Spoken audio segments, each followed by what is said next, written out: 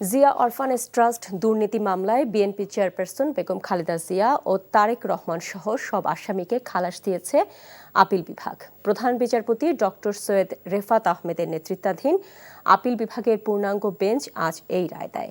রায়ের প্রতিক্রিয়ায় আসামি পক্ষের আইনজীবীরা বলেন, বেগম জিয়ার পরিবার এবং বিএনপির রাজনীতিকে ধ্বংস করতেই পরিকল্পিতভাবে মিথ্যা মামলা করে সাজা দেওয়া হয়েছিল, যা আজ প্রমাণিত হয়েছে। রিপোর্টে আরও জানাচ্ছেন হাসান জাবেদ।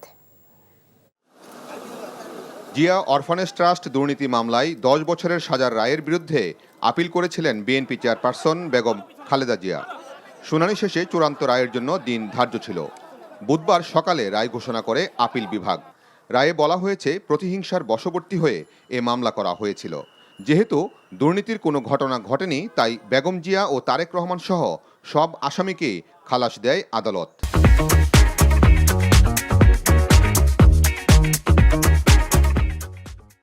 ফ্যাসিস্ট সরকার যা বলতো সেভাবেই এই জাজমেন্ট হতো এবং বেগম খালেদা জিয়া এবং অন্যান্যদের বিরুদ্ধে সেই রকম জাজমেন্টই এখানে হয়েছে।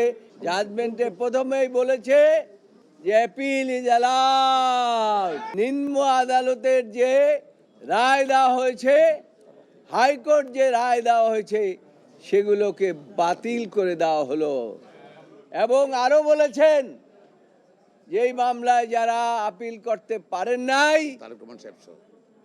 জনাব তারেক রহমান সহ সকলকেই তিনি খালাস দিয়েছেন। রায়ের পর আসামি পক্ষের আইনজীবীরা তাদের প্রতিক্রিয়ায় বলেন, ন্যায় বিচার প্রতিষ্ঠিত হয়েছে। প্রতিহিংসা পরায়ণ হয়ে যে এই সাজা দেওয়া হয়েছিল, তা প্রমাণিত হয়েছে আপিল বিভাগের রায়ের মাধ্যমে। আদালতের মাধ্যমে প্রমাণিত হলো দেশনেত্রী বেগম খালেদা জিয়া ইনোসেন্ট এবং সর্বোচ্চ আদালত বলেছেন ফাউন্ড নট গিলটি। এবং এই মামলায় যে সামাজিকভাবে দেশনেত্রী বেগম খালেদা জিয়া সহ অপর আসামিদেরকে লেবেল করা হয়েছিল, সেই ব্যাপারে আদালত অ্যাড্রেস করেছেন। পূর্ণাঙ্গ জাজমেন্ট পেলে আমরা বুঝব। আজকের জাজমেন্টে প্রমাণিত হয়েছে শেখ হাসিনা ওয়াজেদ তার ব্যক্তিগত রাজনৈতিক উচ্চাভিলাষ এবং ফ্যাসিজমকে প্রলং করার জন্য দেশনেত্রী বেগম খালেদা জিয়া, জনাব তারেক রহমান সাহেব সহ অপর আসামিদেরকে এইখানে অন্তর্ভুক্ত করেছিলেন। 2018 সালের 18 ফেব্রুয়ারি জিয়া অরফানেজ ট্রাস্ট দুর্নীতি মামলায় খালেদা জিয়াকে 5 বছরের কারাদণ্ড দেয় বিচারিক আদালত। একই সঙ্গে এ মামলার অন্য 5 আসামির প্রত্যেককে 10 বছর করে সশ্রম কারাদণ্ড দেওয়া হয়। সেদিনই বেগম জিয়াকে কারাগারে নেওয়া হয়। পরে হাইকোর্ট বেগম খালেদা জিয়ার সাজা 5 বছর থেকে বাড়িয়ে 10 বছর করে।